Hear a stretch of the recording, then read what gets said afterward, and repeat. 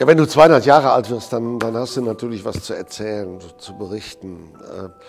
Und wir sind so unglaublich dankbar, dass wir in unseren eigenen Reihen solche tollen Menschen haben, die eben akribisch in unseren Archiven Exponate herausgesucht haben, um sie dann eben im kleinen Gürzenich zu zeigen. Der kleine Gürzenich ist die Kassenhalle der Kreissparkasse Köln. Und hier hat ihr Chef, der zugleich ja auch unser Funkenförderer Sprecher ist, Alexander Würst, gerne die Räume zur Verfügung gestellt, um den Menschen eben zu zeigen, wie sich so 200 Jahre Geschichte ergeben und was so alles passiert ist.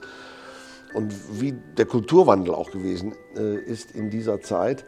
Und das haben wir natürlich eben auch besonders gefeiert. Es gibt ein Buch über diese Ausstellung, wo jedes einzelne Exponat vorgestellt worden ist, das übrig geblieben ist aus dieser einzigartigen Ausstellung, die meines Erachtens verdient hätte, bestimmt das ganze Jahr über irgendwo zu stehen. So viel Liebe, so viel Überzeugung im Detail hat diese Ausstellung für uns alle gehabt, dass es einfach ein großer Dank ist, dem man sich nur verneigen kann.